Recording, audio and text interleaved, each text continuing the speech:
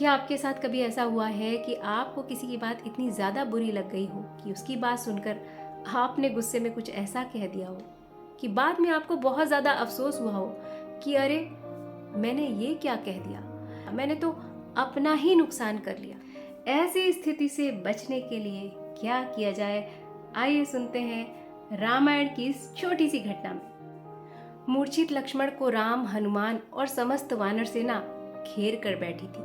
सभी संजीवनी बूटी के असर होने का इंतजार कर रहे थे। जैसे ही लक्ष्मण को होश आया, राम ने जो आंसू थाम रखे थे बह निकले।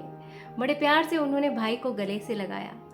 हनुमान को निस्वार्थ भाव से सेवा करने के लिए हृदय से धन्यवाद दिया और उसके बाद कठोर शब्दों में उन्होंने लक्ष्मण से कहा, लक्ष्मण, मुझे पता है तुम मुझे बचाने के लिए अपना श्रेष्ठतम प्रयास करते हो, मगर क्या तुम्हें पता नहीं कि मेघनाथ दूसरों को उकसाकर उन्हें पास बुलाने में और फिर उन्हें मारने में माहिर है। तुम्हारे पास बहुत सारी योग्यताएं हैं, मगर तुम्हारी सिर्फ एक कमजोरी उन सारी योग्यताओं को नष्ट कर देती है, और वो है तुम्हारा क्रोध। एक बात ध्यान रखना, जैसे ही मेघनाथ को ये पता चलेगा कि तुम जीवित हो, वैसे ही वो कोई नया तरीका सोचेगा तुम्हें फिर से उकसाने का, तुम्हें पास बुलाने का और फिर से तुम्हें मारने का। जब तुम्हें क्रोध आता है ना, तो तुम्हारी सोचने समझने की शक्ति नष्ट हो जाती है और फिर तुम योग्य होते हुए भी हार जाते हो। ऐसी गलती दोबारा मत करना,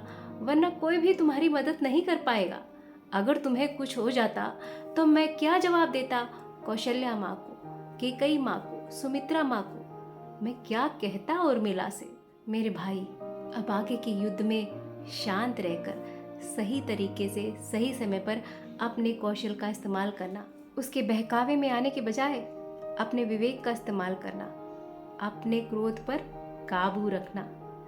राम का लक्ष्मण को ये संदेश हम सबको ये राह दिखाता है कि किसी दूसरे की बात से प्रभावित होकर क्रोध के जाल में नहीं फंसना चाहिए, क्योंकि क्रोध के जाल में फंसने से विवेक नष्ट हो जाता है, और जब विवेक नष्ट होता है तो क्या गलत है क्या सही है इसकी समझ ही खो जाती है और हम खुद अपना ही नुकसान कर बैठते हैं। इसीलिए तो क्रोध की कुल्हाड़ी खुद अपने पैरों पर कभी नहीं मारनी चाहिए। तो ये कहानी अच्छी लगी हो तो वीडियो को लाइक करिएगा, शेयर करिएगा और चैनल को सब्सक्राइब जरूर करिएगा।